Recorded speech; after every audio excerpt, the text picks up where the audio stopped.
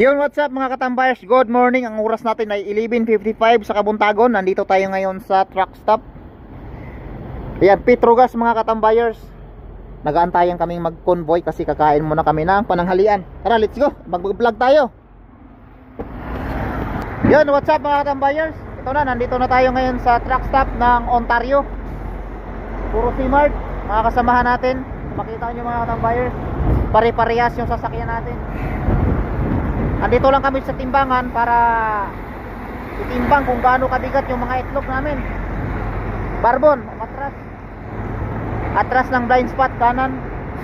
Si Coronel kumuha ng resibo doon sa timbangan. Ricky and sa akin. Tapos si Luloy din andun sa pinakagilid. Sige diretso atras kanan malawang. Sige diretso atras dahan-dahan. Yeah, bante. Sabi mo yung kabila. Let's go. Ayun na mga katambayers, matras na si paring Barbon. Ayan, si Barbon yan, galing ng Oceanic. Sige, atras. Sige, diretso, atras, kanan, maluwang. Sige, diretso, atras, daan. Sige, diretso, straight. Sige. Kaliwa, maluwang. Sige, atras. Diretso, daan. Sige. Sige. Sige, atras. Atras, maluwang. Kaliwa, maluwang, kaliwa. Sige, diretso. Diretso. Ayan, si Loloy din mga katambayers. Yan yung pinakabata dito, 65 years old, nakapag Canada, galing ng Pilipinas. Atras. Oh, malupit umatras yan. Ayan oh, isang atrasan lang yan oh. Oh, C-Mart boys. Yan oh, atras na mga katambayers, si Loloy din. Oh, isang atrasan lang kay Loloy din yan. Oops. Yes, Barbon, vloggers din yan. Vlogger ng Oceanic. Oh, Loloy din, mga ina tayo. Ba, hinayag Leo. Loloy din ay. Okay yung parking. Makita nyo yung parking mga tambayers. Goods na goods. Basta si Loloy din yung magre-reverse. Goods na goods yung atrasan. Andun pa si Coronel. Inaantay ka, mag-uhurton daw. Ay, bibili na yata si Coronel ng hurton eh. Ay, yan na pala. Kakain muna tayo.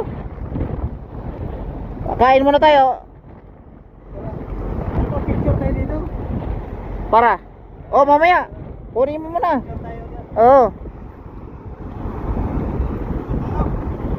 Kakain nga tayo dito. Kukuha lang ng papel sila. Kakain lang kami mga katambayers. So nasa parking area yung mga truck namin, sa tamang parking. Sa akin, kay Ricky, kay Coronel, kay Barbon, kay Loloy din.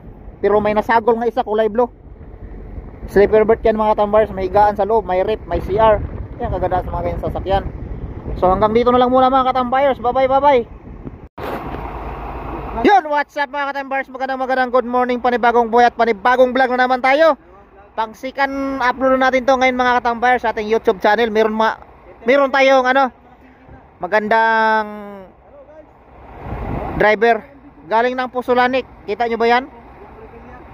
At saka ito galing ng anong kamanti mo sa Pilipinas dong? Abayan Tracking at saka Pusulanik. At saka ito Puso Negro. Puso Negro. Oh, Petron. Tapos yun ang pinakamatanda sa amin, pero pinakamalaking kita sa C-Mart. Den, alika. Dali din, nagbablog ako. Ipapakita lang natin sa ating mga kababayan at saka yung gusto mag-abroad at gustong mag-Canada, kung magkano nga ba ang kinikita ng isang driver dito sa Canada. So din, ngayon may isang tanong ako at saka isang kasagutan. Magkano ba ang kinikita mo sa C-Mart? Gusto lang namin malalaman din. 1.3 ang isang linggo. Wow, 1.3 daw. Secret lang yan. At saka ito yung pinakamalaking sahod namin, si Coronel. Barbon, Ricky, Kuya Edin. Pero dadaan lang tayo sa pagsasalita, baka marinig tayo ng opisina. Ang biyahe namin ngayon ay Toronto. Walmart pala. Walmart yung biyahe namin. So every linggo ang biyahe namin, all Filipinos. Maga yun kasi ang biyahe nun Queenston eh. Ayan yung unit ko, pakita ko sa iyo yung unit ko mga katambayers. Ayan, Lungnos Freightliner. Number is 435, model is 2022. Ito yung mga gamit namin pag biyahayaan na mga Ontario, medyo malayo-layo na rin. Then ilang kilometro papuntang Ontario din? Mga 300? 300, 400? Ay, mga 400 mahigit. So minsan lang tayo makapag-vlog mga katambayers kasi nga wala pa tayong 90 days dito sa company, hindi pa tayo regular. Ayo yung unit ng isang kasama ko, yung long nose. Tapos ito 421, 45, 445, 430 at saka 435. Pero ngayon kwento-kwento lang, magkano gabang sinasahod ng mga kasama natin? So magpapatim Horton na naman yan mga katambayers. So lahat kasing mga driver mga katambayers dumadaan talaga ng Tim Horton yan. So hanggang dito na lang muna, update ko kayo mamaya pag dating natin sa biyahe. Bye bye!